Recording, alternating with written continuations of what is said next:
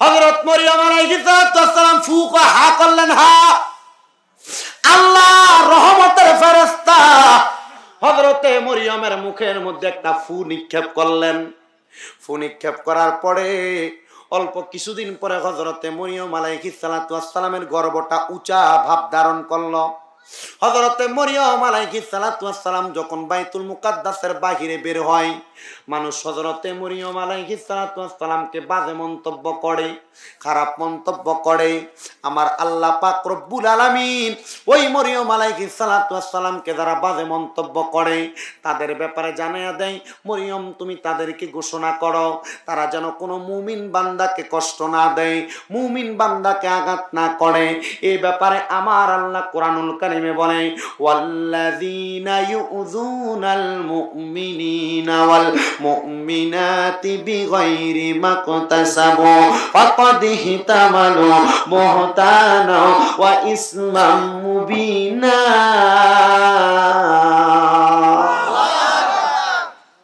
আল্লাহ বলেন ওয়াল্লাযীনা, এবং যাহারা ইউযুনাল মুমিনিনা ওয়াল মুমিনাত, ইমানদার বান্দা এবং বান্দীদেরকে কষ্ট দেয়, বিগাইরি মাকতাসাবু, কোনো অন্যায় ছাড়া, ফাকাদ ইহতামালু বুহতানা ওয়া ইসমান মুবিনা, তারা যেন পাপের বোঝাগুলা তাদের মাথার মধ্যে নিজেই তুলে নেয়।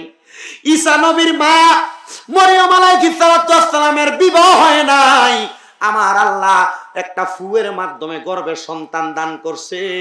আর মরিয়ম কয়, আল্লাহ এই কলঙ্ক আমার সহ্য হইতেছে না, মানুষ আমারে বাজে বলতেছে, মানুষ আমারে খারাপ বলতেছে, মানুষ আমাকে মন্দ বলতেছে। আল্লাহ কই, মরিয়ম দুনিয়ার মানুষ তোমারে খারাপ বলতে পারে, দুনিয়ার মানুষ তোমারে ভালো বলতে পারে, দুনিয়ার মানুষ তোমারে মন্দ বলতে পারে, দুনিয়ার খারাপ দুনিয়ার মন্দ দুনিয়ার পয়সা কথা থাকবে একদিকে, আর মরিয়ম তোমার মালিক ও মাওলা আল্লাহর কথা থাকবে একদিকে। মরিয়ম তুমি বলো দুনিয়ার মানুষের কথা শুনবা নাকি তোমার আল্লাহর কথা শুনবা? মরিয়ম কয়, হ্যাঁ আমি আমার মনিব আমার আল্লাহর কথা শুনবো। এই শুকুলহাট নতুন জামে মসজিদ কমিটির ভাইয়েরা প্রত্যেক বছর বছর মাহফিল করে, আজকে 5 বছর। এরা মাহফিল সাজাইলে, সুন্নি ওলামায়ে কেরাম দাওয়াত করলে, ওয়াজ মাহফিলে একটু সময়ের লড়চড় হইলে মানুষ খারাপ বলতে পারে, আয়োজনের ব্যাঘাত ঘটলে মানুষ খারাপ বলতে পারে, কিন্তু আমার আল্লাহ যদি তাদেরকে ভালো বলে, আপনারা বলেন মানুষের খারাপ বলাতে তাদের কোনো কিছু যায় আসে নাকি? না, যায় আসে না। কিন্তু যারা খারাপ বলে তাদেরকেই দেখা যায় মাহফিলের সময় চটপটি দোকান আসলে দোকানে বৈশা কত সুন্দর ফুচকা খায়। যারা মন্দ বলে তাদেরকে দেখা যায় মাহফিলের আগ কাতারে বসে থাকে। ঠিক আছে, অসুবিধা নাই। আল্লাহ পাক রব্বুল আলামিনের ভালো মন্দ কাজ, ভালো কাজগুলা করতে গেলে মানুষ তোমারে খারাপ বলবে, অসুবিধা নাই। কারণ খারাপ বললে তোমার কাছে আনন্দ লাগবে, কারণ ভালো কাজটা তুমি দুনিয়ার মানুষের জন্য করো না, তুমি তোমার মনিবের জন্য করো। এজন্য একজন আশেক সুরে সুরে লিখতেছে, ওরে লোকে আমায় বলে রে মন্দ, আরে আমার কাছে লাগে আনন্দ, লোকে আমায় বলে রে মন্দ, আরে আমার কাছে লাগে আনন্দ, আমার মন জানে আমি জানি, আমার মন জানে আমি জানি, মাওলায়ে বানাইল আমায় উদাসী, নবীর প্রেমে করল আমায় উদাসী। কথা কন্যা ঠিক কিনা? হযরত মরিয়ম কয়, আল্লাহ আপনার ইচ্ছায় আমার ইচ্ছা, আপনার আশায় আমার আশা, আপনার খুশি আমার খুশি।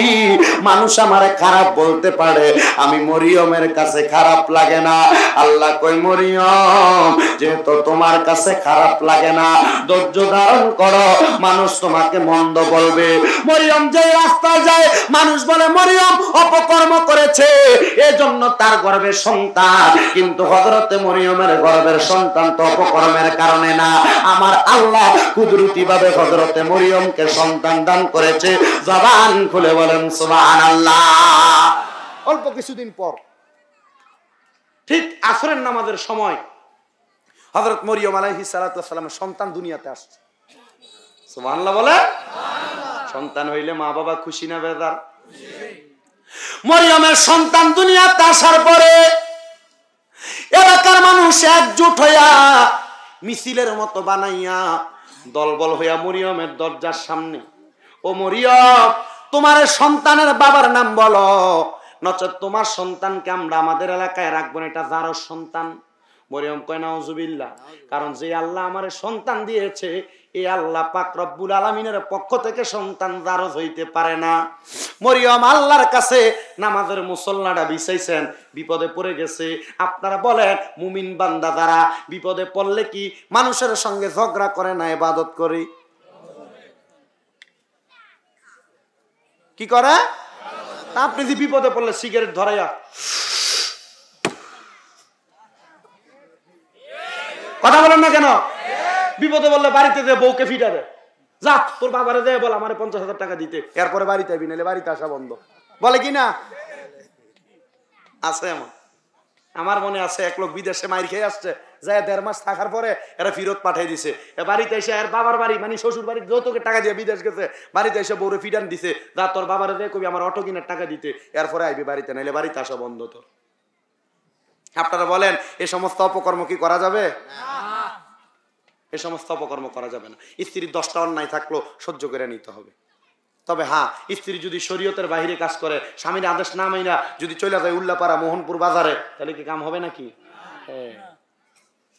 এজন্য মা বোন এই কথা শুনে আবার বেশি পাগল হইলে চলবে না। স্বামীর অনুমতি ছাড়া ঘরের দরজার বাহিরে এক কদম দেওয়া নিষেধ।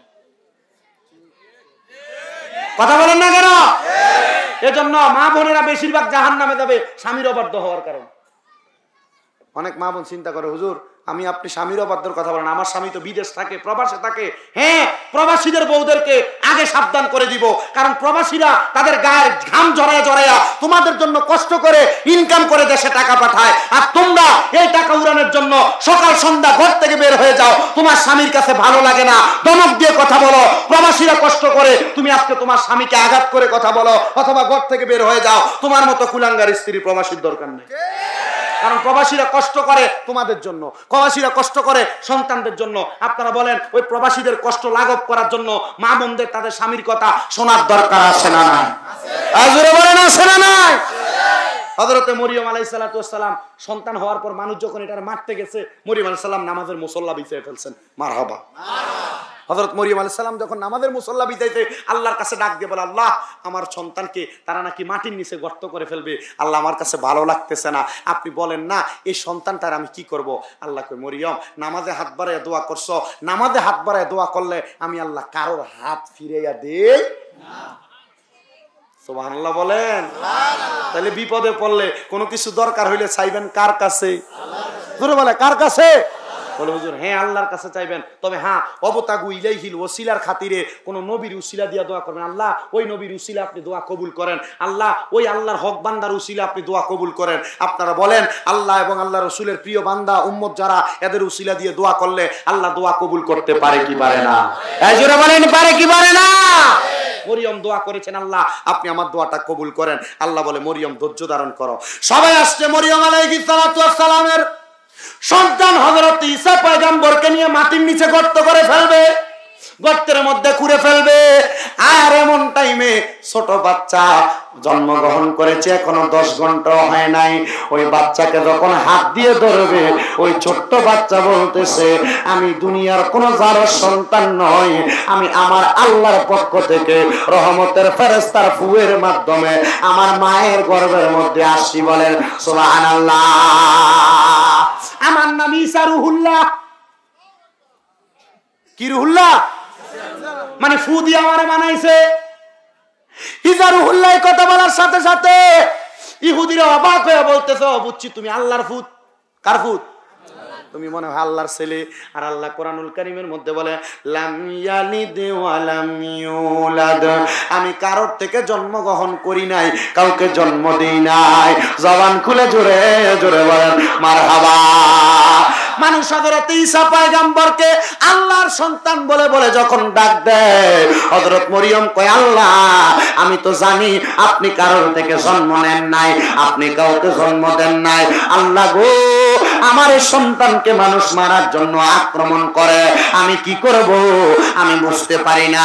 আর আমার আল্লাহ বলে, ও মরিয়ম, আমি আদেশ করলাম তোমার এলাকার সর্বশেষ প্রান্তে পাহাড়ের গুহার মধ্যে নিয়ে তোমার সন্তান হযরত ঈসা নবীরে রেখে আসো।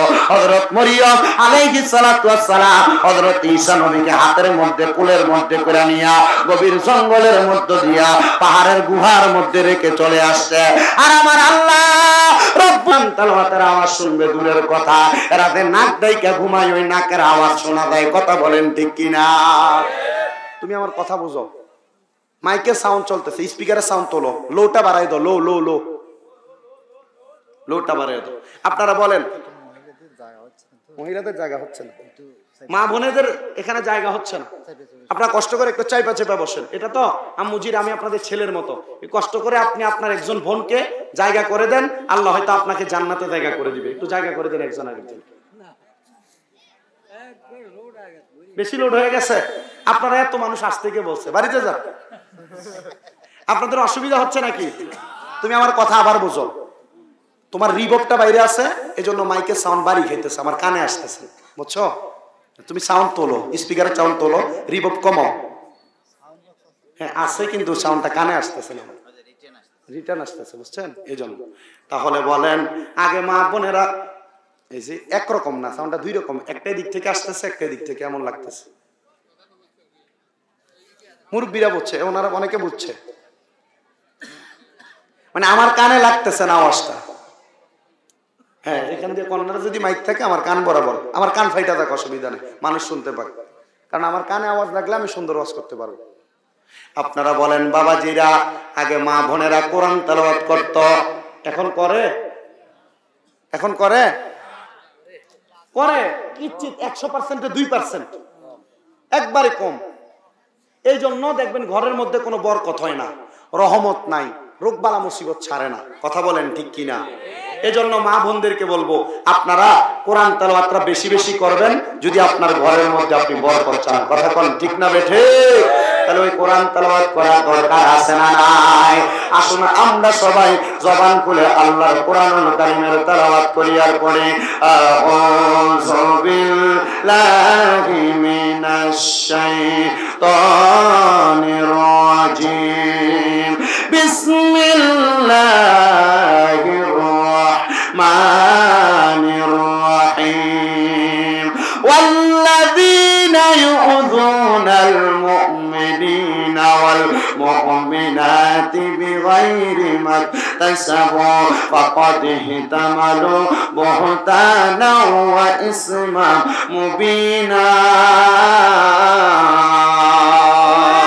وقال في حديث الشريف عن علي رضي الله تعالى عنه قال قال رسول الله صلى الله عليه وسلم يوشك أن يأتي على الناس زمان لا يبقى من الإسلام إلا اسمه ولا يبقى من القرآن إلا رسمه مساجدهم عامرة وهو قرب من الهدى علماءهم شر من تحت آدم السماء من عندهم تخرج الفتنة وفيهم تعود. رواه البيهقي أو كما قال عليه الصلاة والسلام. وقال في شان حبيبه ومحبوبه ومعشوقه مخبرا مبشرا وآمرا إن الله وملائكته يصلون على النبي يا أيها الذين آمنوا صلوا عليه وسلموا تسليما. اللهم صل مولانا محمد وعلى آل سيدنا পাথরে কালিমা পড়ে আমার দয়াল নবীর পরশে উস্তুনে হান্নানা কান্দে মায়ার নবীর বিরহে নবীজির আঙ্গুলের ইশারায় চন্দ্র দুই ভাগ হয়ে যায় ওই নবীজি কান্দেন শুয়ে সোনার মদিনায় আল্লাহুম্মা সাল্লি কে যুগে কেউ তুমি মাইক ব্যবহার করে বেটা মাওলানা মুহাম্মদ ওয়া আলা আলিহি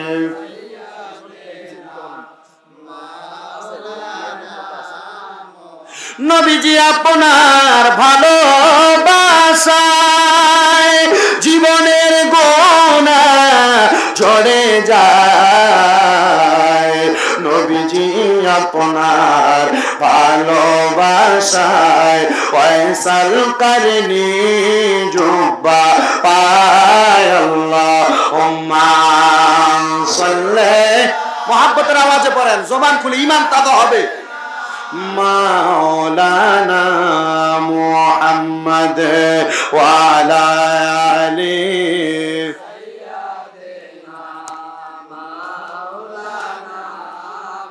সবাই জবান খুলে জোরে জোরে একটু জিকির করেন লা ইলাহা ইল্লাল্লাহ লা ইলাহা লা ইলাহা ইল্লাল্লাহ লা ইলাহা লা ইলাহা ইল্লাল্লাহ লা ইলাহা ইল্লাল্লাহ লা ইলাহা হাসবি রব্বি জাল্লাল্লাহ পড়ের মাফি কলবি গায়রুল্লাহ নূর মুহাম্মদ সাল্লাল্লাহ পড়েন নূর মুহাম্মদ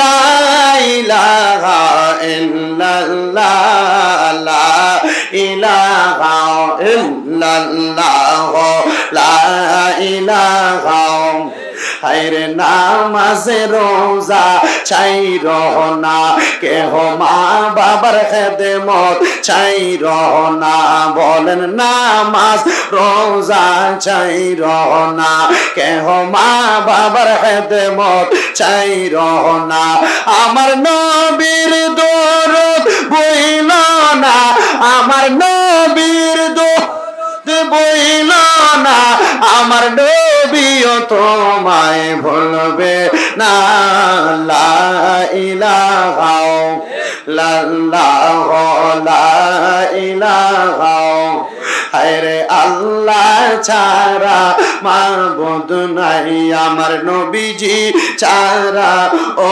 পাই নাই ওই নবীকে পাইতে হইলে ওই নবীকে ইলে ইলি আল্লাহর দয়া চাই লা ইলাহা ইল্লাল্লাহ লা ইলাহা হায়রে আমরার মনের বেদনা মন রে বোঝাইলে মন বোঝে না মনটা যাইতে চাই সোনার মদিনা বলেন যাইতে চাই সোনার শুকুলহাটের মানুষ মদিনা যাইতে চাই কি চাই না কারা কারা যাইতে চাই দুই হাত সোজা করে আল্লাহকে দেখাই না রে তাকবীর এই আওয়াজ হয় নাই মদিনা যাইতে হলে আরো জজবল আওয়াজ দিতে হবে এটা তো উল্লাপাড়া বাজারও পার হবে না না রে তাকবীর না রে রিসালাত না রে রিসালাত জোরে বলেন মারহাবা তাইলে মদিনা যাইতে চাই কি চাই না জবান খুলে জোরে জোরে পড়েন অনেক দূরে মদিনা আমরা কেমনে যাব জানি না দয়াল আল্লাহ দয়া করেন দয়া রেনে নসিবি করেন মদিনা লা ইলাহা ইল্লাল্লাহ লা ইলাহা লা ইলাহা ইল্লাল্লাহ মুহাম্মাদুর রাসূলুল্লাহ সাল্লাল্লাহু আলাইহি ওয়াসাল্লাম। একটা জবানও কেউ বন্ধ রাখবেন না, জবানটা ছেড়ে দিয়ে উচ্চ কণ্ঠে জোরে জোরে পড়েন আলহামদুলিল্লাহ। আমার সিরাজগঞ্জ জেলার অন্তর্গত উল্লাপাড়া থানাধীন এই শুকুলহাটে জলসার মাহফিলের ভাই বাবাজিরা, বন্ধুরা গো, ও পর্দার অন্তরালের মা বোনেরা, যারা যারা মাইকের আওয়াজ শুনতেছেন, আপনার এই জান্নাতের বাগানে আসার কারণ, আপনাদেরকে কেউ টাকা দিয়া ভাড়া কইরা আইনা বসাই নাই, বসাইছে? আপনাদেরকে কেউ খাবারের লোভ দেখে আইনা বসাই নাই, তবুও আসার সময় দেখলাম আপনাদের জন্য কয়েক ব্যাগ তাবারুক রেডি করা হয়েছে। ও মুসলমান, আপনাদের এই মাহফিলে আসার উদ্দেশ্য হইল একটা। বলে হুজুর উদ্দেশ্য কোনটা? আমরা জীবনে অনেক গুনাহ করেছি, লুকাইয়া লুকাইয়া গুনাহ করেছি, গোপনে গোপনে গুনাহ করেছি, মনের অজান্তে আমাদের অনেক গুনাহ হয়েছে। এই গুনার খবর মা জানে না, এই গুনার খবর বাবা জানে না, এই গুনার খবর কেউ জানে না। ও মুসলমান, আমাদের সকল গুনার কারণে আমরা কিন্তু জাহান্নামের মধ্যে যাওয়া লাগবে। কথা বলেন না ঠিক না বেঠিক? ওই গুনার কারণে আপনি আমি জাহান্নামে চলে যাওয়া লাগবে। কিন্তু আল্লাহ, আমরা যে এত গুনাহ করলাম, আমরার গুনাহগুলোকে আপনি মাফ করে দিবেন না?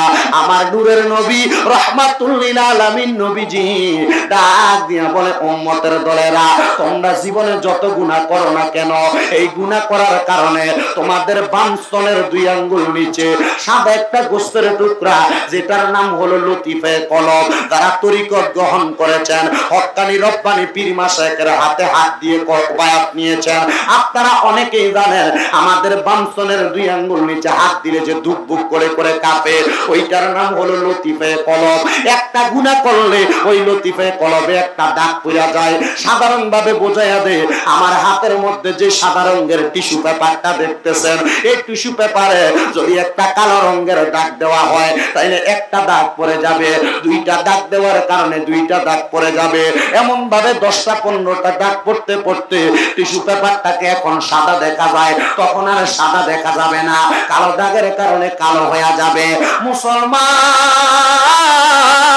ও পর্দার অন্তরালের মা বোনেরা, আমরা জীবনে এত গুনাহ করতেছি, আমাদের এই লতিফে কলবটা এই টিস্যু পেপার না, আর দুধের চাইতে আরো বেশি সাদা। একটা গুনাহ করার কারণে আমাদের কলবটার মধ্যে অনেকগুলা দাগ পড়া যায়। ওই কলবের গুনাহগুলা তো আপনি আমি মাফ করাইতে পারি না। ওই গুনাহ নিয়ে কবরে গেলে আপনি আমি আল্লাহর কাছে ধরা পইরা যাব। মুসলমান, ও নবীর উম্মতের দলেরা, আল্লাহর বান্দা রাসূল পাকের উম্মতের দলেরা, এই দুনিয়ার জমিনের মধ্যে আমরা গুনাহ করার কারণে যদি আমরা জাহান্নামে যাই, আপনারা বলেন এই জীবনের গুনাহগুলা মাফ করানোর দরকার আছে না নাই? মুহাব্বত রাজা বলেন, মাফ করানোর দরকার আছে না নাই? অবশ্যই আমাদের মাফ করানোর দরকার আছে। সাহাবায়ে কেরাম বলে, ইয়া রাসূলুল্লাহ, ইয়া হাবিবাল্লাহ, নবী গো, ও দয়ার নবী, তাইলে জীবনের গুনাহগুলা কেমনে মাফ করাইবো? নবী আমার ডাক দিয়া কই, উম্মতের দলেরা, দুনিয়ার জমিনের মধ্যে একটা মানুষ যদি কলবের ময়লা পরিষ্কার করতে চায়, লিকুল্লি শাইইন সিকালা, প্রত্যেকটা বস্তুকে পরিষ্কার করার এক একটা যন্ত্র আছে। ওয়াসিকালাতিল কুলুবি যিকরিল্লাহ, অন্তরের কলবের ময়লাগুলা পরিষ্কার করার যন্ত্রের নাম হলো আল্লাহ পাকের জিকির। বাবাজিরা, আল্লাহর জিকির করলে যদি জীবনের গুনাহগুলা মাফ হয়, আমরা সবাই ওই আল্লাহর জিকির করার দরকার আছে না নাই? আসেন আমরা সবাই চক্ষুটা বন্ধ করে দিয়ে জীবনের গুনার কথা স্মরণ করে মুহাব্বতের আওয়াজে একটু আল্লাহর জিকিরে মশগুল হয়ে যায়। ডাক দেই, আল্লাহ আল্লাহ আল্লাহ আল্লাহ আল্লাহ আল্লাহ আল্লাহ আল্লাহ আল্লাহ আল্লাহ দিলে মুখে লরে আল্লাহর নাম পাশান মনরে দিলে মুখে লরে আল্লাহর নাম। মাশাআল্লাহ, আল্লাহ, জবান খুলে আল্লাহ আল্লাহ দিলে মুখে লহরে আল্লাহ নাম পাশান মনরে দিলে মুখে লহরে আল্লাহ নাম মারহাবা জবানটা কইলা আল্লাহ রে আল্লাহ আল্লাহ আল্লাহ আল্লাহ জিকির কর আল্লাহর নামটি স্মরণ কর আল্লাহ তোরে নিবে কিনা রাঙায় মাশাআল্লাহ আল্লাহর জিকির করিয়া যাও না ফানা হইয়া আল্লাহর জিকির কর সর্বদাই পাগল মনরে দিনে মুখে লহরে আল্লাহ নাম মাশাআল্লাহ জবান খুলে আল্লাহর ডাকে শরম নাই আল্লাহ আল্লাহ আল্লাহ দমে দমে দফরে নাম আল্লাহ আল্লাহ দমে দমে মাশাআল্লাহ আল্লাহ আল্লাহ দমের উপর বাড়িঘর দম চাপিলে সবই পর দমের উপর বাড়িঘর দম চাপিলে সবই পর দমে দমে তালাশ করো কে আছে আপন মাশাআল্লাহ আল্লাহ আল্লাহ আসিলে তুফান ভাঙবে না ঘরের বান আসিলে তুফান ভাঙবে না ঘরের বান মন পাখি ওইরা যাইব নিজ জঙ্গলায় দমে দমে মাশাআল্লাহ আল্লাহ আল্লাহ একজন জিন্দা নবী শুইয়া আছে গো মদিনার শহরে নবী গো আর কে দেখা হবে নি জীবনে মাশাআল্লাহ আল্লাহ আল্লাহ নবী গো আর কি দেখা হবে নি জীবনে মাশাআল্লাহ আল্লাহ আল্লাহ আমি নিদ্রা যাইতে সময় কাটে গো নবী তোমার দরুদ পড়ে নবী গো আর কি দেখা হবে নি জীবনে মাশাআল্লাহ আল্লাহ আল্লাহ আল্লাহ আল্লাহ লা ইলাহা ইল্লাল্লাহ মুহাম্মাদুর রাসূলুল্লাহ সাল্লাল্লাহু আলাইহি ওয়াসাল্লাম একটা জবানও বন্ধ নাই মুহাব্বতের আওয়াজে উচ্চ কণ্ঠে জোরে জোরে পড়েন আলহামদুলিল্লাহ। আজকে এই শুকুলহাট নতুন জামে মসজিদের উন্নতি কল্পে পঞ্চম বাৎসরিক ওয়াজ ও দোয়ার এই বিরাট ইসলামী জলসায় আপনারা যারা উপস্থিত হয়েছেন আপনারা বলেন এই জান্নাতের বাগান হচ্ছে আপনারা খুশি না বেজার? গত বছর হয়তো মাইক ধরতে ধরতে 12টা 14 মিনিট হয়ে গেছিল। আলহামদুলিল্লাহ আজকে মাহফিলে যেন দেরি না হয়, ফজরের আজান দেয় আমি উল্লাপাড়া। কখন? ফজরের আজানের সময় উল্লাপাড়া চলে আসছি। আপনাদের উল্লাপাড়া থানায়, আপনাদের উল্লাপাড়া থানার আমার বড় ভাই সম্মানিত এসআই আব্দুল সালাম ভাই আছেন, ওনার কাছে আইসা ওনার এখানে রেস্ট করছি, দুপুরে ওখানে খাওয়া দাওয়া করে আবার ঘুমাইছি। কথা হইলো যে মাহফিল মিস করা যাবে না, কি বলেন আপনারা? দেরিও করা যাবে না। আমার ভাইজান পুলিশ অফিসার মানুষ, আসার সময় রিকোয়েস্ট করছি, ভাইজান আগামীকালকে আবার ডিউটি আছে তো যান আপনি, অসুবিধা নাই, ইনশাল্লাহ আমরা এখান থেকে সবকিছু পর্যালোচনা করছি। ওনার গ্রাম্য পুলিশ ভাইরও বইলা দিচ্ছে, মোটামুটি একটা সুন্দর ব্যবস্থা হয়েছে। তবু যতটুকু আসছি আল্লাহ যেন আজকের আশা বসাকে কবুল করে আমাদের বংশের মানুষ যারা কবরে প্রত্যেকের কবরটাকে নাজাতের ফয়সালা করে দেয়। জবান খুলে পড়ি আল্লাহুম্মা আমিন। আপনারা যেভাবে আমিন বললেন মনে হইল যে মুরগি আছে না, ওই যে একটা বান বাতাস আইলে জুড়ায় না, জুড়ায়, আপনার মনে হয় যে জুড়াইতেছে।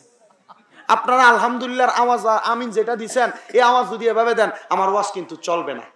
একটু মহাব্বতের আওয়াজে বলেন আলহামদুলিল্লাহ। না এখনো হিন্দু পিছন দিয়ে মুরব্বী আর হুজুরের আওয়াজ ছাড়া আপনারা যে আওয়াজ দিচ্ছেন এটা মোটামুটি হয়েছে। বলে হুজুর আসতে দিলে কি আদায় হয় না? হ্যাঁ আদায় হয়। তো একটা কথার উদাহরণ দিলে আপনারা বুঝতে পারবেন।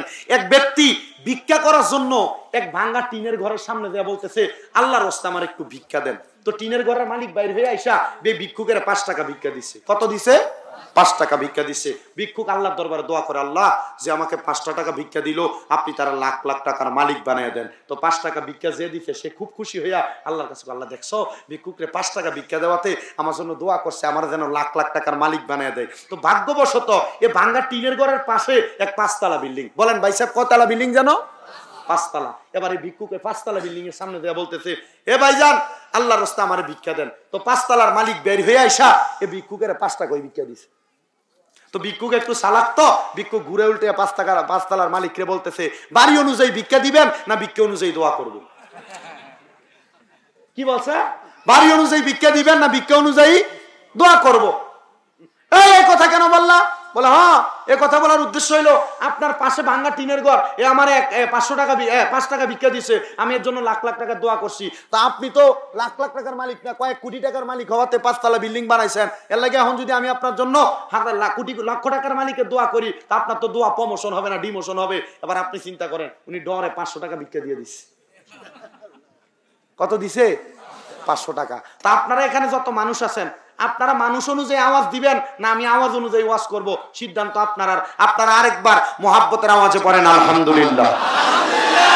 জোরে পড়েন আলহামদুলিল্লাহ। আল্লাহ যেন কবুল করে। জোরে পড়েন আল্লাহুম্মা আমিন। আমার ভাইরা বাবারা আর ডাইনে বামে যাব না, আমি আমার আলোচনার ধারাবাহিকতা এখন থেকে শুরু করে দিচ্ছি রে বাবাজিরা। আজকের এই আলোচনার মধ্যে আল্লাহ পাক রব্বুল আলামিনের একজন নবী হযরতে ঈসা আলাইহিস সালাতু ওয়াস সালামের মা হযরতে মরিয়ম আলাইহিস ওই বাইতুল মুকাদ্দাসের ইমাম ছিলেন হযরতে ঈসা নবীর নানা। হযরতে ঈসা নবীর নানার কোনো সন্তান দুনিয়াতে নাই। ঈসা নবীর নানা হযরতে হান্না নানি হযরতে হান্না আল্লাহর কাছে দোয়া করে, আল্লাহ গো আমার তো দুনিয়ার জমিনে কোনো সন্তান নাই। আমার আল্লাহ পাক রব্বুল আলামিন ঈসা নবীর নানি হযরতে হান্নাকে বলতেছে, ও হান্না, আল্লাহর পক্ষ থেকে আওয়াজ আসতেছে, ও হান্না তুমি আমি আল্লাহর কাছে চাইছো, আমি আল্লাহ তো কাউকে খালি ফিরিয়ে দেই না, কারণ আমি আল্লাহ হইলাম আল্লাহু খায়রুর রাযিকিন। আল্লাহ হলো উত্তম রিজিক দাতা, আল্লাহ হলো উত্তম পরিকল্পনাকারী। ওই আল্লাহ পাকের কাছে কোনো কিছু চাইলে আমার আল্লাহ খালি ফিরে দেয় না। এবার হযরতে হান্না আল্লাহর কাছে বারবার দোয়া করে। হযরতে হান্না ঈসা নবীর নানি যখন আল্লাহর কাছে বারবার দোয়া করে, ওনার দুনিয়ার জমিনে কোনো সন্তান নাই, আল্লাহ আমার একটা সন্তান দান করেন। একবার কান্না করে, দুইবার কান্না করে, তিনবার কান্না করে। হযরতে ঈসা পয়গম্বরের নানা আয়েশা হযরতে হান্নার কাছে ডাক দিয়া বলতেছে, আমার স্ত্রী তুমি কেন বারবার একটা সন্তানের জন্য কান্না করো? ডাক দিয়া বলতেছে, আমি কেন সন্তানের জন্য কান্না করি? যার দুনিয়াতে একটা সন্তান নাই তাকে এতিমের মতো লাগে।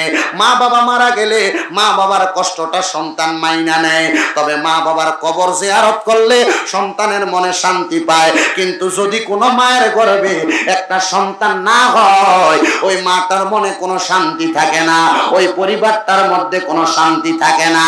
এবার ঈসা নবীর নানি হযরতে হান্না আমার আল্লাহর কাছে ডাক দিয়ে বলে, আল্লাহ গো আমার তো একটা সন্তান নাই, আপনি একটা সন্তান দান করেন। আমার তো একটা সন্তান নাই, আপনি একটা সন্তান দান করেন। এবার উনি নামাজ পড়ে নফল ইবাদত করে আমার আল্লাহর কাছে বারবার দোয়া করে। আমার আল্লাহ হযরতে ঈসা আলাইহিস সালাতু ওয়াস সালামের নানার কাছে খবর পাঠায়, ওগো হযরতে ঈসা পয়গম্বরের নানা, আপনার কাছে আমার খবর হইল আমার আল্লাহ অতি সত্বর আপনাকে একটা সন্তান দান করবে, তবে আপনি ওই সন্তানের মুখটা দেখবেন না। বলে কেন? কারণ আমার আল্লাহ চাইছে এই জন্য আপনি সেই সন্তানের মুখ দেখবেন না। আমার মুসলমান ইমানদারের দল শুকুরহাট নতুন জামে মসজিদের এই বিরাট ইসলামী জলসার ভাইরা বাবারা বন্ধুরা, পর্দার অন্তরালের মা বোনেরা, এবার হযরতে হান্না লক্ষ্য করে দেখলেন ওনার সন্তান দুনিয়াতে আগমন করার আগে ওনার স্বামী দুনিয়া থেকে ইন্তেকাল করে চলে গেলেন। আর হযরতে হান্না বাইতুল মুকাদ্দাসে নামাজ পড়তে যাইয়া আল্লাহর কাছে দোয়া করে, আল্লাহ আপনি যদি আমার একটা ছেলে সন্তান দান করেন তাহলে এই সন্তানটাকে আপনার বাইতুল মুকাদ্দাসের খাদেম বানাবো। অনেকের যখন গর্ভে সন্তান আসে না, দেখবেন আল্লাহর কাছে দোয়া করে, আল্লাহ আপনি যদি আমাকে একটা ছেলে সন্তান দেন, এটাকে মাদ্রাসায় পড়াবো, তালেবুল ইলম বানাবো। নিয়ত করে কি বাবা? করে কিনা? আল্লাহ আপনি আমার তো কোনো সন্তান নাই, একটা সন্তান দিলে তারে কোরআনে হাফেজ হাফেজা বানাবো। ঈসা নবীর নানি হযরতে হান্না আমার আল্লাহর কাছে ডাক দিয়া বলেন, আল্লাহ আপনি যদি আমার একটা সন্তান দান করেন, আমি আমার সন্তানটাকে আপনার বাইতুল মুকাদ্দাসের খাদেম বানাবো। আল্লাহ হযরত ঈসা নবীর নানি হযরত হান্নার দোয়া কবুল করলেন। এরে হান্না, আল্লাহর কাছে দোয়া করেছ, আমি আল্লাহর কাছে কেউ যদি চায় আমি আল্লাহ তারে খালি ফিরিয়ে দেই না। হান্না রে যাও যাও, অল্প কিছুদিন পরে তোমার একজন সন্তান দুনিয়াতে আগমন করবে। সবাই চিন্তা করলেন হযরতে হান্নার গর্ভে যদি ছেলে সন্তান হয়, হযরত হান্নার স্বামী বাইতুল মুকাদ্দাসের ইমাম ছিল, এখন হযরতে হান্নার সন্তানকেও বাইতুল মুকাদ্দাসের ইমাম বানানো হবে। ভাগ্যের নির্মম পরিহাস, হযরত হান্নার গর্ভ থেকে যে সন্তান দুনিয়াতে আগমন করেছে এটা কোনো ছেলে সন্তান হয় নাই, কারণ ইমামতি তো মহিলা করতে পারে না, হুকুম নাই, ইমামতি করার দায়িত্ব হলো পুরুষ মানুষের। হযরতে হান্না আমার আল্লাহর কাছে দোয়া করে, আল্লাহ সন্তান দিলেন তো দিলেন, আমার নিয়তটাকে আপনি পুরা করলেন না। আমি বলছি একটা ছেলে সন্তান যদি হয় এটাকে আপনার বাইতুল মুকাদ্দাসের খাদেম বানাবো, কিন্তু আল্লাহ আমার তো ছেলে সন্তান হয় নাই, আমার তো একটা মেয়ে সন্তান হয়েছে, এখন আমি এই সন্তানটাকে কি করব? আল্লাহর পক্ষ থেকে নাজিল হয় আওয়াজ আসতেছে, ও হান্না তুমি তোমার কন্যা সন্তানকে বাইতুল মুকাদ্দাসের খাদেম না বানায়া একটা খাদেমা বানায়া দাও। হযরতে হান্না আমার আল্লাহর পক্ষ থেকে আওয়াজ পাইয়া ওনার সন্তানের নাম রাখলেন হযরতে মরিয়ম আলাইহিস সালাতু ওয়াস সালাম। হযরতে মরিয়ম যখন নামটা রাখলেন, হযরত মরিয়মকে বাইতুল মুকাদ্দাসের মধ্যে প্রবেশ করাইলেন। হযরত মরিয়মের 8 বছর 9 বছর 10 বছর বাইতুল মুকাদ্দাসের খেদমত করতেছে। বাইতুল মুকাদ্দাসের খেদমত করতে করতে করতে করতে আমার আল্লাহর অনেক ইবাদত করে। আমার আল্লাহ ডাক দিয়ে বলতেছেন আসমান থেকে, মরিয়ম তুমি যেহেতু আমি আল্লাহ পাক রব্বুল আলামিনের ঘরের খাদেমা, আমি আল্লাহ ঘোষণা করে দিলাম আমার ঘরের খেদমত করার কারণে তুমি মরিয়মকে আমি আল্লাহ অধিক মর্যাদার অধিকারী বানাইয়া দিলাম। অধিক মর্যাদার অধিকারী আল্লাহ কেমনে বানাইছেন? আল্লাহ বলে, মরিয়ম ও মরিয়ম এমন মর্যাদার মালিক বানাইলাম আমি আল্লাহ, তুমি মরিয়মকে একজন নবীর মা বানাইয়া দিছি। এখনো নবী দুনিয়াতে আগমন করে নাই। হযরত মরিয়ম কয়, আল্লাহ আমার দুনিয়ার জমিনের মধ্যে একজন নবীর মা বানাইবেন, আমাকে অনেক সম্মানিত বানাইবেন। হযরতে মরিয়ম আলাইহিস সালাতু ওয়াস সালাম বাইতুল মুকাদ্দাসের মধ্যে 10 বছর 8 9 বছর বয়সে যখন নামাজ আদায় করে, হযরতে মরিয়ম ফজরের পর থেকে মরিয়ম আলাইহিস সালাতু ওয়াস সালাম যখন ওই এলাকার মধ্যে বসবাস করে, গোসল করে মসজিদের মধ্যে প্রবেশ করতেছে, বয়স মাত্র 10 বছর। হযরতে মরিয়ম ঘরের সামনে শুক্রুর নামক একজন লোক হাজির হয়ে গেছে, যে লোক দুনিয়ার কোনো খারাপ কর্ম বাকি নাই, যে খারাপ কাজগুলা করে নাই। মরিয়মের ঘরের সামনে যখন দাঁড়িয়ে গেছে, হযরত মরিয়ম ডাক দিয়া বলতেছে, এ শয়তান তুই কেন আমার ঘরের সামনে আগমন করেছ? বলে, আমি আগমন করেছি আপনার কাছে দুনিয়ার কোনো খারাপ উদ্দেশ্য নয়। বলে, তুই তো খারাপ, তুই তো দুনিয়ার জমিনের মধ্যে খারাপ কর্মকাণ্ড করো, তাহলে তুমি কেন আমার ঘরের সামনে হাজির হয়ে গেল? বলে, আমি খারাপ কর্ম করার জন্য হাজির হই নাই, আমি হাজির হয়েছি আল্লাহ পাক রব্বুল আলামিনের পক্ষ থেকে তোমার গর্ভে যে একজন সন্তান আগমন করবে ওই সন্তানের সুখবর দেওয়ার জন্য। জবান খুলে জোরে জোরে বলেন সুবহানাল্লাহ। হযরত মরিয়ম বলে, আল্লাহ সুখবর দিবেন, আমার বয়স মাত্র 10 বছর, আমার তো বিবাহ হয় নাই, তাইলে আমার সন্তান আসবে কোথা থেকে? আপনারা বলেন, আল্লাহ চাইলে বাবা ছাড়া সন্তান দুনিয়াতে দিতে পারে কিনা? বলেন পারে কিনা? আল্লাহ চাইলে শুকনো জায়গার মধ্যে অধিক ফসল দিতে পারে কিনা? আল্লাহ চাইলে দুনিয়ার গরিব মানুষকে অটোমেটিকলি অল্প দিনে বড় লোক বানাইতে পারে কিনা? হযরত মরিয়ম বলে, আল্লাহ, ও আল্লাহ, আমার তো বিয়ে হয় নাই, আপনি আমার গর্ভে যদি সন্তান দান করেন, আল্লাহ, আমি এই সন্তানের বাবার পিতৃ পরিচয় কি দিব? আমার আল্লাহ বলে, মরিয়ম, ওই আয়াতের কথা ভুলে গেছো? বলে, কোন আয়াত? ইন্নাল্লাহা মা'আস সাবিরিন। নিশ্চয়ই ধৈর্য ধারণকারীর সাথে কে আছেন? আল্লাহ আছে। হযরত মরিয়ম আলাইহিস সালাম ফুকা হা করলেন, হা। আল্লাহ রহমতের ফেরেশতা হযরতে মরিয়মের মুখের মধ্যে একটা ফু নিক্ষেপ করলেন। ফু নিক্ষেপ করার পরে অল্প কিছুদিন পরে হযরতে মরিয়ম আলাইহিস সালামের গর্ভটা উঁচা ভাব ধারণ করলো। হযরতে মরিয়ম আলাইহিস সালাম যখন বাইতুল মুকাদ্দাসের বাহিরে বের হয়, মানুষ হযরতে মরিয়ম আলাইহিস সালামকে বাজে মন্তব্য করে, খারাপ মন্তব্য করে। আমার আল্লাহ পাক রব্বুল আলামিন ওই মরিয়ম আলাইহিস সালামকে যারা বাজে মন্তব্য করে তাদের ব্যাপারে জানায়া দেয়, মরিয়ম, তুমি তাদেরকে ঘোষণা করো তারা যেন কোনো মুমিন বান্দাকে কষ্ট না দেয়, মুমিন বান্দাকে আঘাত না করে। এই ব্যাপারে আমার আল্লাহ কোরআনুল কারীমে বলে, ওয়াল্লাযীনা ইউযুনাল মুমিনিনা ওয়াল মুমিনাতি বিগাইরি মাকতাসাবু ফাকাদ ইহতামালু বুহতানা ওয়া ইসমান মুবিনা।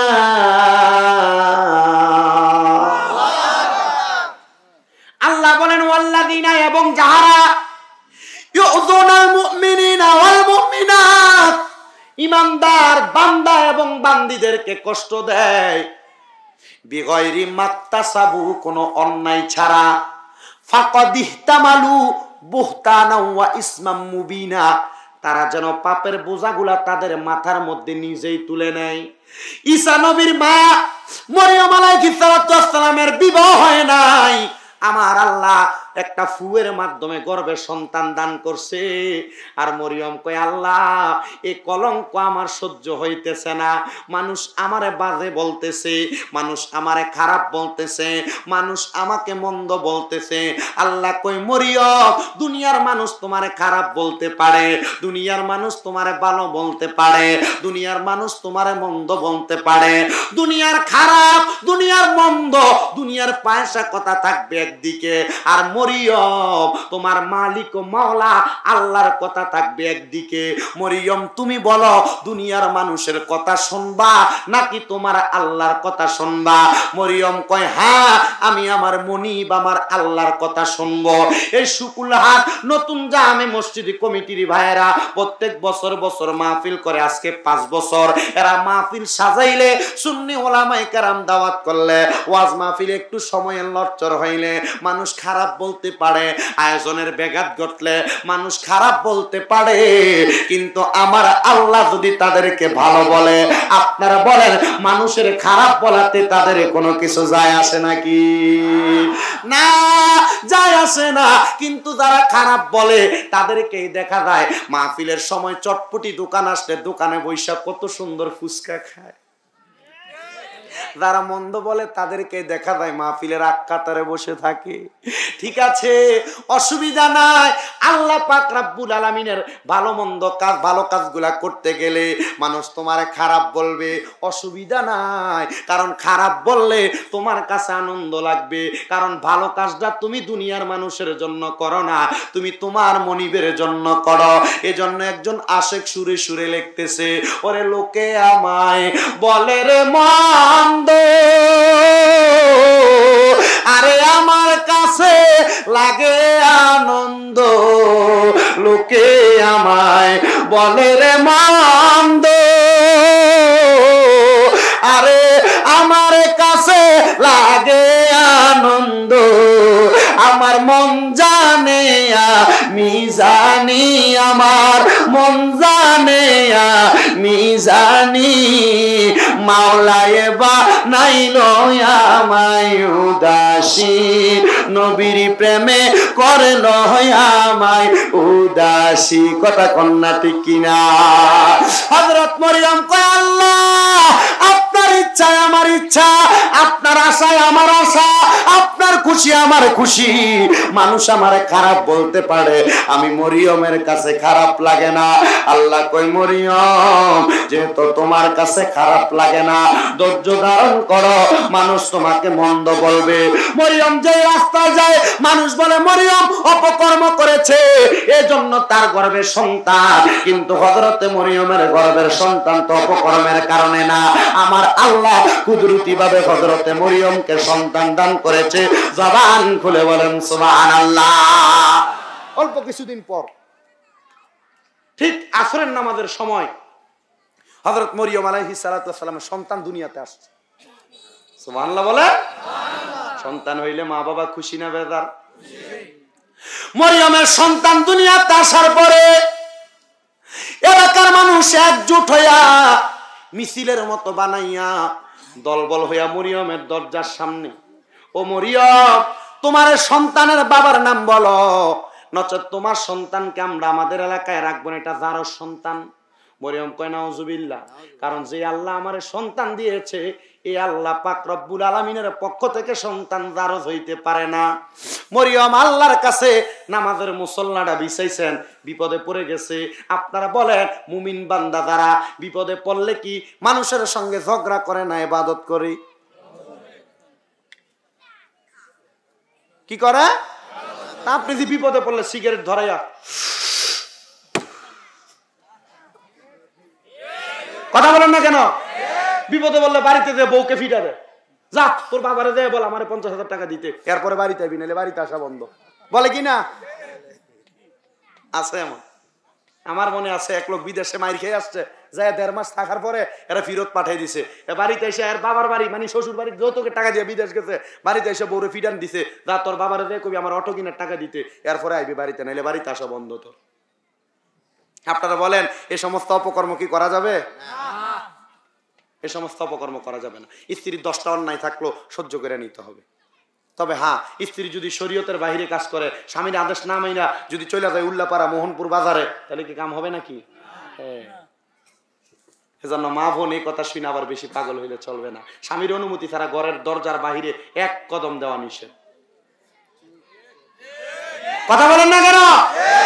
এজন্য মা বোনেরা বেশিরভাগ জাহান্নামে যাবে স্বামীর অবাধ্য হওয়ার কারণে। অনেক মা বোন চিন্তা করে, হুজুর আমি আপনি স্বামীর অবাধ্যর কথা বলেন, আমার স্বামী তো বিদেশ থাকে, প্রবাসে থাকে।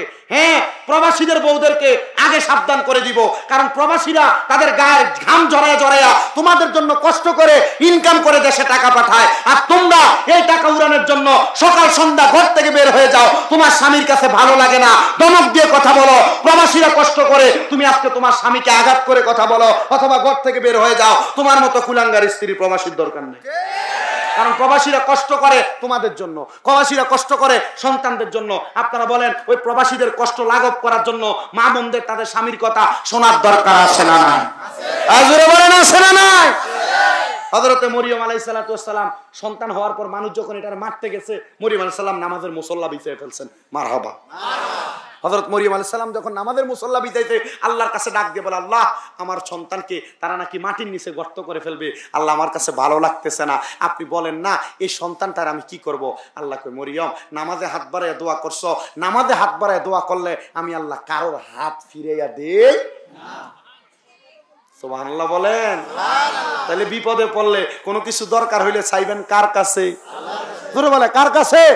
বলে হুজুর হ্যাঁ আল্লাহর কাছে চাইবেন, তবে হ্যাঁ অবতাগু ইলাইহিল ওসিলার খাতিরে কোন নবীর উসিলা দিয়া দোয়া করবেন। আল্লাহ ওই নবীর উসিলা আপনি দোয়া কবুল করেন, আল্লাহ ওই আল্লাহর হক বান্দার উসিলা আপনি দোয়া কবুল করেন। আপনারা বলেন আল্লাহ এবং আল্লাহ রসুলের প্রিয় বান্দা উম্মত যারা, এদের উসিলা দিয়ে দোয়া করলে আল্লাহ দোয়া কবুল করতে পারে কি পারে না?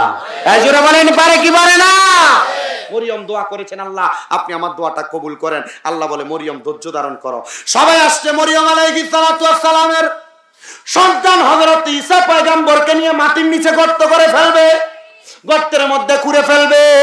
আর এমন টাইমে ছোট বাচ্চা জন্মগ্রহণ করেছে, এখনো 10 ঘন্টা হয় নাই। ওই বাচ্চাকে যখন হাত দিয়ে ধরবে, ওই ছোট্ট বাচ্চা বলতেছে, আমি দুনিয়ার কোনো জারর সন্তান নই, আমি আমার আল্লাহর পক্ষ থেকে রহমতের ফেরেশতার ফুয়ের মাধ্যমে আমার মায়ের গর্ভের মধ্যে আসছি। বলেন সুবহানাল্লাহ। আমার নাম ঈসা রুহুল্লাহ। কি রুহুল্লাহ? মানে ফু দিয়ে আমারে বানাইছে। ঈসা রুহুল্লাহ কথা বলার সাথে সাথে ইহুদিরা অবাক হয়ে বলতেছে, বুঝছি তুমি আল্লাহর ফুত। কার ফুত? তুমি মনে হয় আল্লাহর ছেলে। আর আল্লাহ কোরআনুল কারীমের মধ্যে বলে, লাম ইয়ালিদ ওয়া লাম ইউলাদ, আমি কারোর থেকে জন্মগ্রহণ করি নাই, কাউকে জন্ম দেই নাই। জবান খুলে জোরে জোরে বলেন মারহাবা। মানুষ হযরত ঈসা পয়গম্বরকে আল্লাহর সন্তান বলে বলে যখন ডাক দেয়, হযরত মরিয়ম কয়, আল্লাহ আমি তো জানি আপনি কারোর থেকে জন্ম নেন নাই, আপনি কাউকে জন্ম দেন নাই। আল্লাহ গো, আমার এই সন্তানকে মানুষ মারার জন্য আক্রমণ করে, আমি কি করব আমি বুঝতে পারি না। আর আমার আল্লাহ বলে, ও মরিয়ম, আমি আদেশ করলাম তোমার এলাকার সর্বশেষ প্রান্তে পাহাড়ের গুহার মধ্যে নিয়ে তোমার সন্তান হযরত ঈসা নবীরে রেখে আসো। হযরত মরিয়ম আলাইহিস সালাতু ওয়াস সালাম হযরত ঈসা নবীকে হাতের মধ্যে কোলের মধ্যে করে নিয়া গভীর জঙ্গলের মধ্য দিয়া পাহাড়ের গুহার মধ্যে রেখে চলে আসছে। আর আমার আল্লাহ রব্বুল আলামিনের কাছে ডাক দিয়ে বলে, আল্লাহ একদিনও সন্তান হয় নাই, জন্মগ্রহণ করেছে যে, কিন্তু আমার সন্তানকে আমি একা একাই জায়গার মধ্যে রেখে যাচ্ছি, আমার ভালো লাগে না। ও আল্লাহ, আমি আমার সন্তানকে বড় ভালোবাসি। যাদের সন্তান নাই তাদের মনের কষ্টটা কেউ বুঝে না। হযরত মরিয়ম কয়, আল্লাহ অনেক বছর পরে আমার একটা সন্তান দান করার পরে এখন সন্তানটা একা একা গুহার মধ্যে পড়ে থাকবে, আমার কাছে ভালো লাগে না। ও আল্লাহ, আপনি আমার সন্তানের কি খাবারের ব্যবস্থা করবেন না? আর আমার আল্লাহ ডাক দিয়ে বলে, মরিয়ম আমি আল্লাহ তোমার সন্তানের খাবারের ব্যবস্থা করে দিলাম। বলে, হুজুর হযরত ঈসা পয়গম্বরকে সকালবেলা রেখে আসতেন আর রাত্রবেলা যায় মা খাবার খাওয়াইতেন।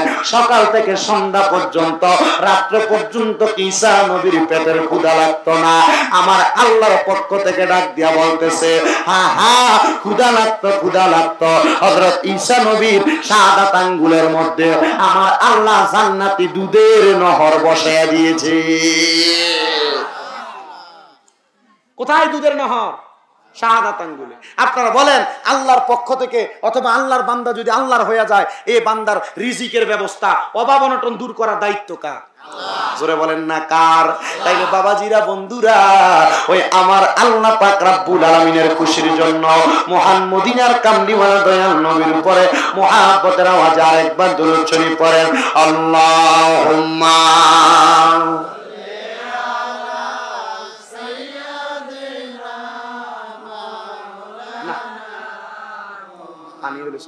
ও আলা শুকিয়ে গেছে। ও দিবানিশি মন রে আমার আর দিও না যন্ত্রণা, ধনে যদি হইতাম ধনী যাইতাম সোনার মাদিনা। আল্লাহুম্মা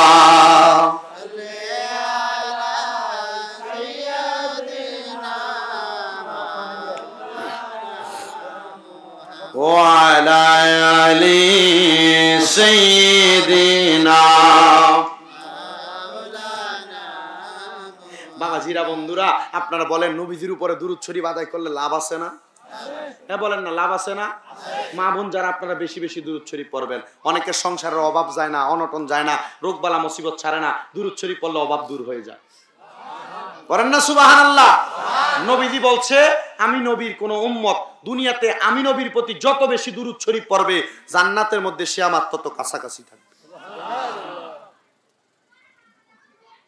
জান্নাতে কোথায় থাকবে? কাছে থাকবে। একটা হাদিসে কুদসি শোনায় দেয় দুরূদ শরীফের ব্যাপারে।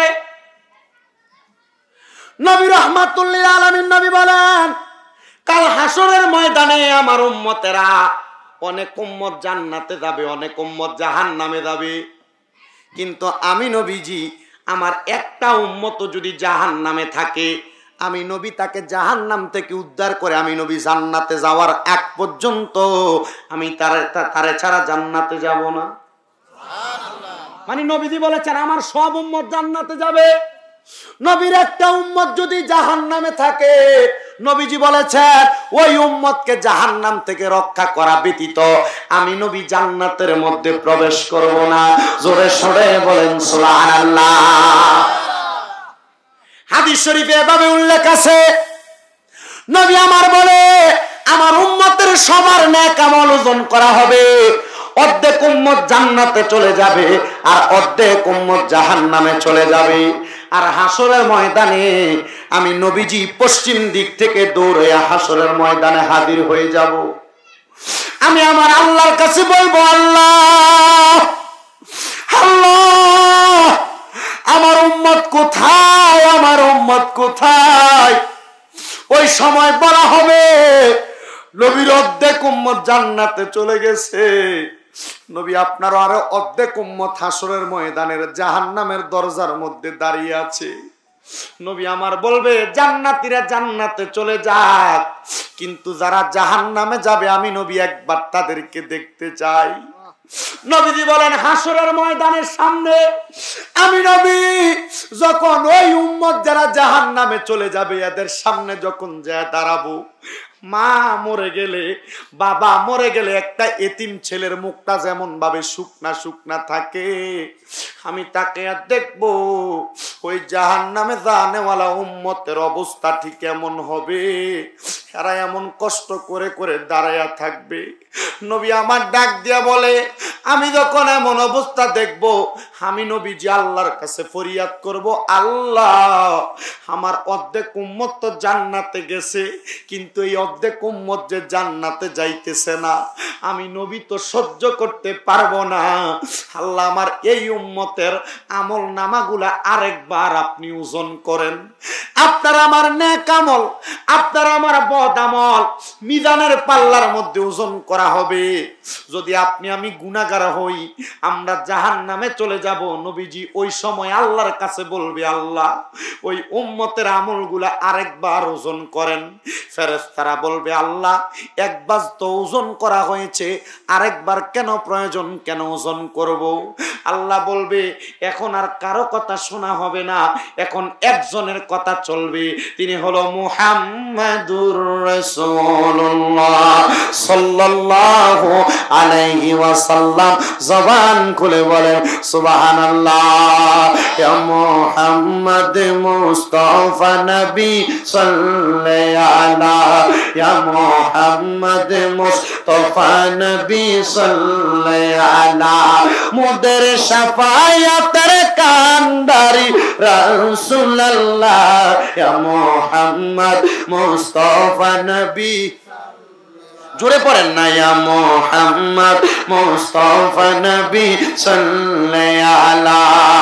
নবীজি আমার কাবার ও কাবা, নবীজি আমার গলার মালা, নবীজি আমার কাবার ও কাবা, নবীজি আমার বাবার বাবা, নূরে নবীর প্রেমেতে কাবা হইয়াছে কালা, নূরে নবীর প্রেমেতে কাবা হইয়াছে কালা, ইয়া মুহাম্মদ মুস্তাফা নবী সাল্লাল্লাহু আলা, ইয়া মুহাম্মদ মুস্তাফা নবী, মুদের শাফায়াতের কান্ডারি,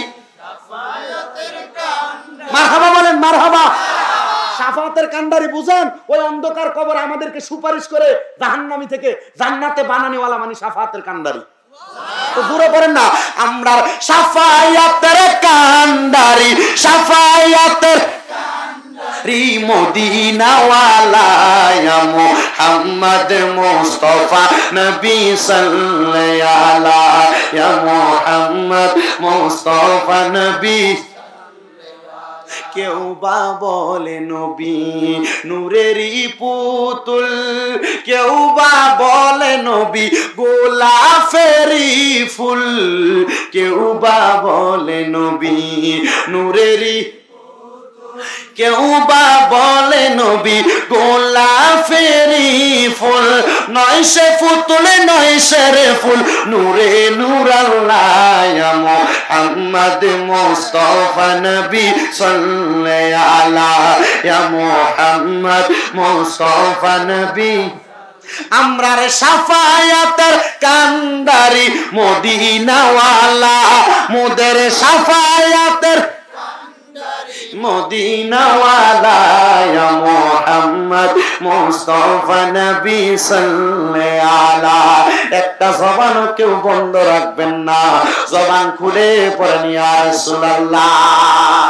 নবীজি বলবেন আল্লাহ যে অর্ধেক উম্মত জাহান্নামে চলে গেছে, আরেকবার আপনি তাদের আমলনামাগুলা মাপ দেন। ফেরেশতা বলবে আর মাপ দেওয়া হবে না। আর আল্লাহ বলে ও ফেরেশতারা এই মুহূর্তে একজনের কথা চলবে, তিনি মুহাম্মাদুর রাসূলুল্লাহ সাল্লাল্লাহু আলাইহি ওয়াসাল্লাম। জবান খুলে বলেন সুবহানাল্লাহ। আরেকবার হাসরের ময়দানে মিজান টানানো হবে, উম্মতের নেক আমল আর বদ আমল দুইটা পাল্লার মধ্যে দেওয়া হবে। এক পাশে নবীর উম্মতের নেক আমল থাকবে, এক পাশে নবীর উম্মতের বদ আমল থাকবে। বদ আমলের পাল্লা হবে ভারী আর নেক আমলের পাল্লা হবে হালকা।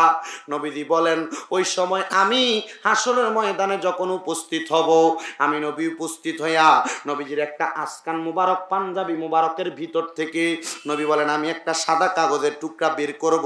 ওই সময় কাগজের টুকরাটা উম্মতের নেক আমলের পাল্লায় দিয়ে দিব। নেক আমলের পাল্লায় কাগজের টুকরাটা দেওয়ার সাথে সাথে নেক আমল থাকবে হালকা, কিন্তু কাগজের টুকরাটা দেওয়ার সাথে সাথে ওই নেক আমল ভারী হয়ে যাবে।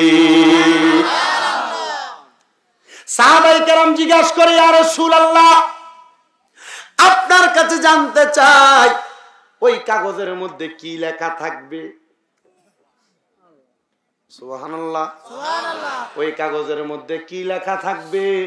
নবীজি বলেন মাত্র আমি নবীর উপরে একবার দুরূদ শরীফ লেখা থাকবে। ওই দুরূদ শরীফ লেখা থাকার কারণে ওই উম্মতের আমলনামার পাল্লা অনেক ভারী হয়ে যাবে। ইয়া রাসূলুল্লাহ আমলনামার পাল্লা যদি ভারী হয়ে যায় মাত্র একবার দুরূদ শরীফ লেখা থাকার কারণে, তাহলে যদি আপনার উম্মত দুনিয়াতে আরো বেশি বেশি দুরূদ শরীফ আদায় করে, আপনি নবী বলেন না আপনার ওই উম্মত কেমন করে জান্নাতে থাকবে, কেমন করে কবরের মধ্যে থাকবে? নবী বলেন যে যত বেশি দুরূদ শরীফ পড়বে জান্নাতের মধ্যে সেই ব্যক্তি তত বেশি সুখে থাকবে।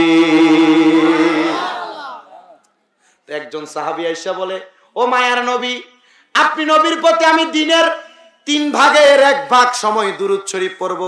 নবী বলে এর চাইতে বেশি পড়লে ভালো।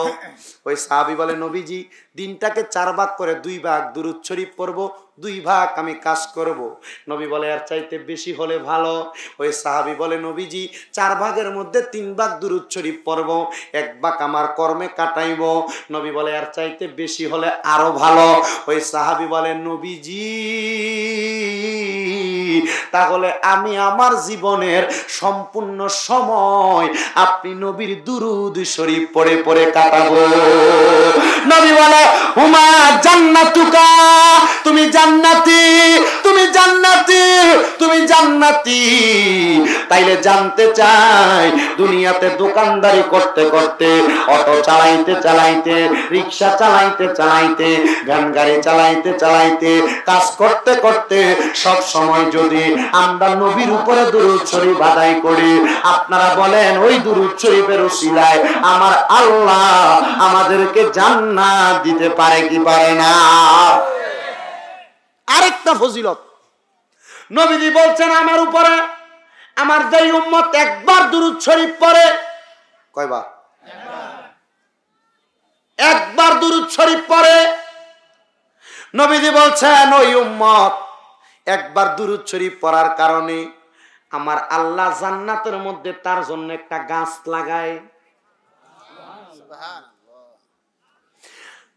উল্লাপাড়া বাজারে আপনার একটা দোকান আছে, তাহলে আপনি উল্লাপাড়ায় যাইতেই হবে।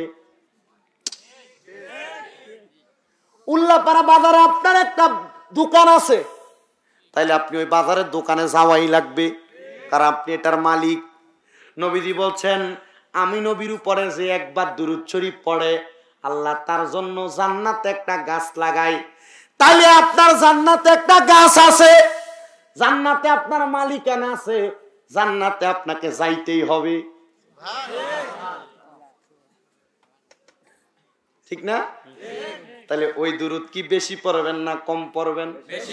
আশিক বলে, পড় দুরুদ নবী মুস্তাফাই গো সময় যায়, পড় দুরুদ নবী মুস্তাফাই, বলেন পড় দুরুদ নবী মুস্তাফাই গো সময় যায়, পড় দুরুদ নবী। একটি দুরুদ পড়িলে 10টি গুনাহ যায় ঝরে, 10টি নেকি হয় আমল নামায়। তাই তো নবীর দুরুদ পড়িয়া যাও না পাগল হইয়া, নবী তোমায় করবে যে উদ্ধার, হায় রে সময় যায়, পড় দুরুদ নবী মুস্তাফাই, বলেন পড় দুরুদ নবী জুড়ে আই গো সময় যায়, পড় দুরুদ নবী আমার, বলেন গুনাহ খাতা মাফ করো আমার আল্লাহ, পড়ো আর গুনাহ খাতা মাফ। আরে না যাই না কইরাছি গুনাহ, মাফ করে দাও সায়াব্বানা, তুমি সারা কে আছে বান্দার, বলেন তুমি সারা কে আছে বান্দার। ওরে তুমি যদি মাফ না করো, যাইব আমরা কারো দারে, দয়া করো রহিম রহমান, বলেন দয়া করো। ইকু কমাও, মান আল্লাহ পড়ো আর গুনাহ খাতা মাফ করো আমার, বলেন গুনাহ খাতা আল্লাহ পড়ো আর গুনাহ খাতা মাফ। তোমার যত বান্দায় আছে, নারী বলো পুরুষ বলো, ইবাদত করে যে তোমার আল্লাহ, ইবাদত করে যে তোমার। নারী পুরুষ বান্দা যত তুমি আল্লাহ ক্ষমা করো, নারী পুরুষ বান্দা যত তুমি আল্লাহ ক্ষমা করো, তুমি সারা নাই কেহ বান্দার, বলেন তুমি সারা নাই কেহ বান্দার, আল্লাহ পড়ো আর গুনাহ খাতা মাফ করো আমার, বলেন গুনাহ খাতা। ইকু বন্ধ করো, ইকু বন্ধ। আল্লাহ পড়ো আর গুনাহ খাতা মাফ করো।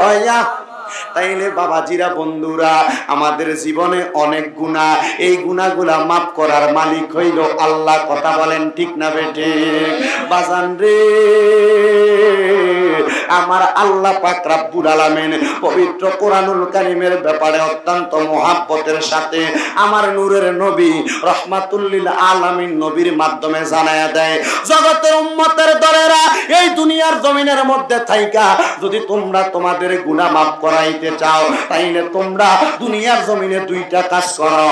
1 নাম্বার আল্লাহর ইবাদত, 2 নাম্বার আল্লাহর কোরআনের তেলাওয়াত। আমি জানতে চাই বাবাজিরা, এই আল্লাহর কোরআন শরীফ আপনাদের এই সিরাজগঞ্জের উল্লাপাড়ায়, এই শুকুলহাট এলাকা সহ আশেপাশে এলাকার যত মানুষ আছেন, আপনাদের সবার ঘরে ঘরে আল্লাহর কোরআন আছে না নাই? আর মুহাব্বতের আওয়াজে বলেন আছে না নাই? মুহাব্বতের আওয়াজে সবাই বললেন সবার ঘরে ঘরে আল্লাহর কোরআন আছে। কিন্তু বর্তমানে আমার মা বোনেরা যারা বলতার অন্তরালে শুনতেছেন, আমার মা বোনেরা আল্লাহর কোরআন বেশি তেলাওয়াত করতে চায় না। আবার এখানে অনেকে আছেন আপনারাও আল্লাহর কোরআন তেলাওয়াত করতে চান না। বলে হুজুর কেন? কারণ কোরআন তেলাওয়াত করবেন কোন সময়? আপনি ফজরের আযানের আগ মুহূর্তে মোবাইল টিপা বন্ধ করে ঘুমাইতে যান, ঘুম থেকে উঠতে পারেন না, সকাল 9টা 10টায় ঘুম থেকে জাগ্রত হন, ওই সময় আল্লাহর কোরআন তেলাওয়াত করার সময় আপনার কাছে নাই। অনেক মুরব্বীদেরকে জিজ্ঞাসা করে, ওই মুরব্বীরা যখন ঘরের মধ্য থেকে ফজরের নামাজ পড়ার জন্য যাইতো, ফজরের নামাজ পড়ে বাড়িতে যাওয়ার সময় সকালবেলা ঘরের মধ্য থেকে গুনগুন গুনগুন কোরআন তেলাওয়াতের আওয়াজ শুনতে পাইতো। আর বর্তমানে মা বোনদের